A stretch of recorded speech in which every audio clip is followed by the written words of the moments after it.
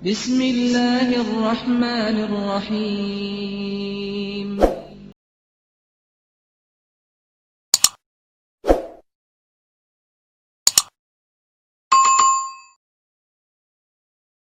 Baik.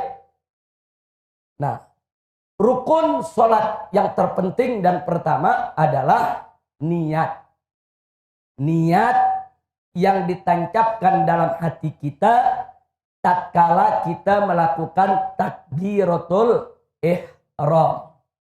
Jadi waktu Anda mengatakan usolli fardul isya'i arba raka'atin mustaqbilal kiblati adaan makmuman lillahi ta'ala. Saat Anda mengucapkan niat tadi, Anda belum niat. At-talaffuz bin niyah dalam Syafi'i, melafazkan niat dalam mazhab Syafi'i hukumnya mustahab. Disukai dan dianjurkan. Kenapa? Limusa'adatil qalbi ala tathbitin niyah. Untuk membantu hati dalam menancapkan niat. Artinya niat itu di hati, bukan di mulut. Niat itu adanya di dalam hati kita, bukan di mulut. Yang kita ucapkan saat kita talaffuz bin niyah, itu kita belum masuk ke dalam niat. Belum. Kapan kita masuk ke dalam niat? Begitu kita baca Allahu Akbar. Itu dari mulai huruf alif, Allahu Akbar. Dari mulai alif sampai huruf ra. Allahu Akbar.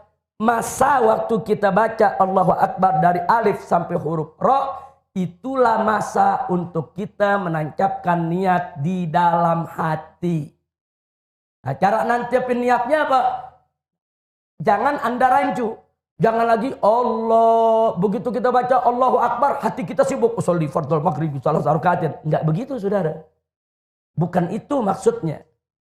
Tapi begitu kita baca Allahu Akbar, kita melakukan istihdaril qalb fis shalah. Kita menghadirkan hati kita di dalam sholat. Hati kita, akal pikiran kita hadirkan, kita sadarkan, kita insafi bahwa kita masuk dalam sholat.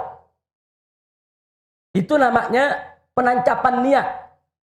Minimal dalam penancapan niat ada 3 unsur yang kita mesti ingat. Pertama, penancapan ikrar bahwa kita akan melaksanakan sholat. Kalau dalam bahasa Arabnya usolli. Yang kedua, menyebut jenis sholatnya. Fardu atau sunnah. Yang ketiga, menyebut nama sholatnya. Ini 3 yang penting. Jadi kalau kita sholat maghrib, usolli fardol maghrib. Sholat isya, usolli fardol isya. Kalau kita sholat subuh, usolli fardos subhi. Kalau kita sholat sunnah, usolli sunnatal witri. Jadi sebut usollinya, sebut jenisnya, sebut nama sholatnya. Hanya ini 3 syarat.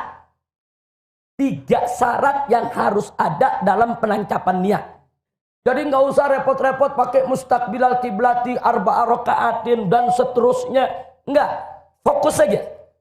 Begitu kita baca usolli fardul maghribi tarata rakaatin mustaqbilal kiblati adaan makmuman lillahi ta'ala. Allahu Akbar. Ketika kita baca Allah, hati kita, akal pikiran kita hadirkan. Kalau kita sholat maghrib, hadirkan. Ingat, usolli fardul maghrib. Usolli fardul maghrib. Usolli fardul maghrib.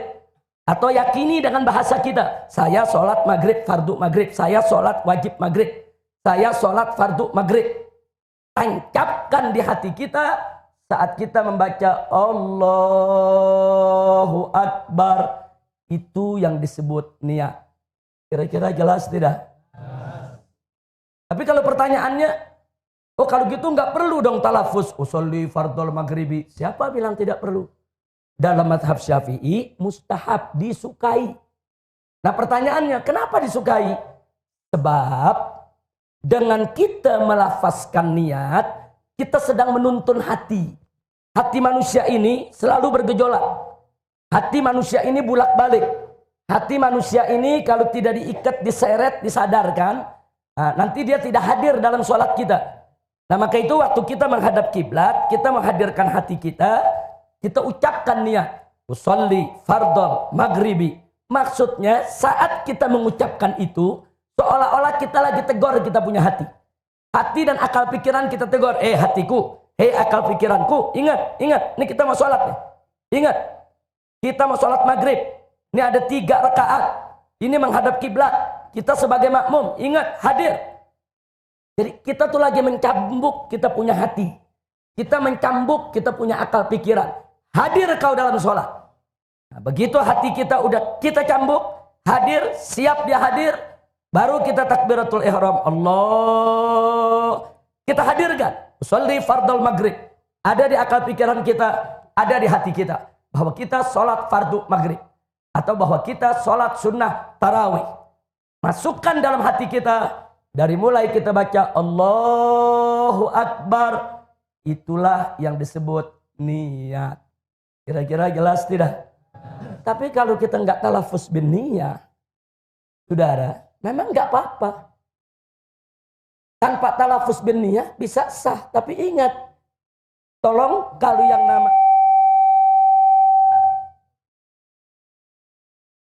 yang namanya kita menghadirkan hati untuk menancapkan niat, itu tidak ada perbedaan pendapat di antara semua ulama dan semua madhab. Wajib an-niyah mahallun niyah fil qalb. Tempatnya niat ada di hati.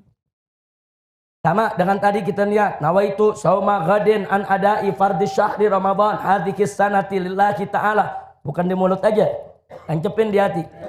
Hadirkan hati kita, hati, akal pikiran, tancepin niat. Besok kita puasa. Nah, kalau dalam puasa kita niatnya waktunya leluasa, luas. Saudara, sepanjang malam. Tapi kalau sholat enggak. Sholat waktu tancap niat kita saat takbiratul ihram.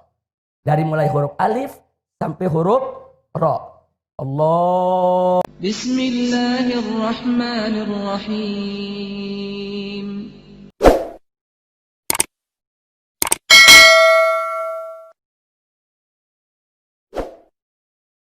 Assalamualaikum warahmatullahi wabarakatuh.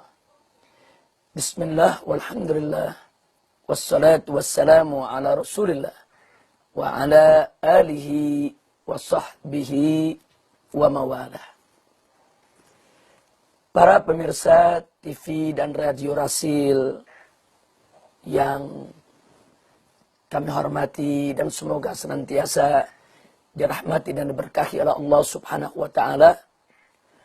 Alhamdulillah sampai hari ini kita bersama masih berada di bulan Ramadan yang penuh keberkahan. Semoga kita semua akan mendapatkan rahmat, barakah, maghfirah yang ada di bulan Ramadan yang mulia ini. Ikhwati al-ahibba'i rahimakumullah. Ada satu hal yang sangat menarik untuk kita kaji di bulan Ramadan yang mulia ini. Di mana sebagaimana sama kita maklumi bahwa salah satu rukun daripada berpuasa adalah menancapkan niat. Sebagaimana disabdakan oleh Nabi alaihi salatu wassalam di dalam sebuah hadis sahih yang disampaikan oleh Sayyidina Umar ibn Khattab radhiyallahu ta'ala anhu, sebagaimana diriwayatkan oleh Al-Imam Al-Bukhari dalam hadis yang pertamanya, dan juga diriwayatkan oleh Al-Imam Ibn Majah, yaitu dalam kitab sunannya hadis ke-4217, begitu juga diriwayatkan oleh Sunan Abi Dawud, hadis ke-2201, di mana Nabi alaihi salatu wassalam bersabda, innamal a'malu binniyat. Sesungguhnya amal perbuatan itu harus dengan niat. Ada hal yang menarik bicara tentang niat. Di bulan Ramadan ini, kalangan umat Islam tatkala ingin berpuasa di bulan Ramadan, setiap malam mereka membaca dan menancapkan niat di dalam hati mereka. Apa sebetulnya hikmah yang ada di balik niat yang ditancapkan sebelum berpuasa Ramadan? Pemirsa TV dan Radio Rasil yang tercinta, mari sama kita perhatikan. Bila ada seseorang yang tidak sedang berpuasa, kemudian di pagi hari dia belum menyantap sarapannya, itu biasanya sampai jam 9 atau jam 10 pagi perutnya mulai terasa lapar. Makin siang makin lapar. Bahkan sampai sore hari, dia bisa kelaparan kalau dia tidak makan. Ini hal yang menarik. Tatkala seseorang sedang tidak berpuasa, begitu tidak sarapan pagi, jam 9-10 pagi dia mulai terasa lapar perutnya. Tapi, bagi mereka yang berpuasa, ternyata, jangankan jam 9 sampai jam 10 pagi, terkadang sampai siang, sampai sore pun, dia tidak terasa lapar. Ada apa di balik ini semua? Padahal sama-sama tidak makan. Ternyata rahasianya ada di niat. Tatkala seseorang menancapkan niat di malam hari untuk berpuasa di bulan Ramadan, begitu hati meneguhkan niat, maka hati akan kontak langsung dengan saraf otak. Di mana saraf otak tersebut akan terus langsung secara otomatis memberikan instruksi kepada seluruh, yaitu jaringan tubuhnya, agar siap-siap, yaitu mengatur daripada hormonnya dan juga mengatur daripada penggunaan energinya di esok hari, karena besok akan dilaksanakan puasa. Nah, begitu jaringan tubuh tersebut dapat instruksi dari otak, maka seluruh jaringan tubuh itu akan terus bersiap-siap, mempersiapkan diri dalam rangka untuk menghadapi puasa satu harian. Subhanallah. Sehingga manakala sang otak secara otomatis menginstruksikan kepada seluruh jaringan tubuh untuk mengatur produksi hormon dan penggunaan energi sepanjang hari esok, jasmani akan terasa, yaitu terjaga staminanya sehingga kuat untuk menahan lapar hingga sore hari. Subhanallah. Dan ini tidak terjadi bagi mereka yang tidak berpuasa. Sebab manakala seseorang tidak berpuasa, dia tidak menancapkan niat di malam hari. Dia tidak meneguhkan niat di hatinya. Dan hatinya tidak melakukan kontak dengan pusat saraf daripada otaknya. Sehingga otaknya tidak memberikan instruksi kepada seluruh jaringan tubuh di dalam mengatur produksi hormon dan penggunaan energi. Itulah sebabnya bagi mereka yang tidak sedang berpuasa, begitu tidak sarapan pagi, jam 9 atau jam 10 pagi, perutnya sudah terasa lapar. Beda dengan mereka yang berpuasa. Tatkala sudah menancapkan niat di malam hari, maka seluruh jaringan tubuhnya sudah siap untuk melakukan puasa sehari penuh dan untuk mengatur produksi hormonnya serta mengatur penggunaan energinya sehingga di pagi hari dia tidak terasa lapar.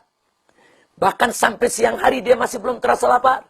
Bahkan sampai sore hari dia masih tetap sanggup untuk menahan daripada laparnya perut. Subhanallah. Inilah rahasia daripada niat. Pantas kalau Nabi SAW mengajarkan kepada kita untuk berpuasa dengan niat. Sekali lagi dan sekali lagi, ini salah satu mukjizat kenabian yang diberikan oleh Allah Subhanahu wa taala kepada nabi kita yang tercinta Sayyiduna Muhammad sallallahu alaihi wasallam tentang apa dan bagaimana niat itu, apa peran dan fungsi niat dan bagaimana niat bisa memberikan satu keajaiban, yaitu bagi mereka yang melaksanakan puasa di bulan Ramadan. Ahiba'il kiram rahimakumullah. Mudah-mudahan dengan apa yang kita paparkan pada sore hari ini, menjelang menunggu datangnya adzan maghrib, bisa menambah wawasan kita, membuka daripada wacana berfikir kita, agar kita bisa lebih mencintai daripada ajaran Islam yang disampaikan oleh Nabi Muhammad SAW. Sekali lagi kita sampaikan, jangan main-main dengan niat. Jangan pandang remeh sebuah niat. Niat, yaitu peneguhan, pemantapan, ikrar untuk melakukan suatu perbuatan di dalam hati. Dan memang tempatnya ada di dalam hati. Begitu diteguhkan di hati, maka dia akan kontak langsung dengan pusat saraf otak untuk memberikan instruksi kepada seluruh jaringan tubuh agar siap melakukan perbuatan yang sudah diniatkan. Sekali lagi, jangan lupa tancapkan niat di dalam setiap melaksanakan ibadah, dan khususnya di bulan ini, jangan lupa untuk menancapkan niat dalam berpuasa di bulan Ramadan. Semoga puasa kita diterima oleh Allah Subhanahu wa Ta'ala, dan semoga kita tetap bertahan untuk berpuasa 1 bulan penuh sampai akhir Ramadan tadi tanpa merasakan yaitu lapar yang sangat, haus yang sangat, karena kita punya niat dari malam sebelum kita menjalankan puasa di esok harinya. Sekian yang bisa kita sampaikan. Mudah-mudahan manfaat untuk kita semua. Semoga kita diberkahi oleh Allah Subhanahu wa Ta'ala. Dan jangan lupa, ayo terus kita berjuang untuk persatuan dan kesatuan umat Islam. Wabillahi taufiq wal hidayah. Hadani Allah wa iyyakum ila siratil mustaqim. Wallahu muwaffiq ila aqwamit thariq. Wassalamualaikum warahmatullahi wabarakatuh.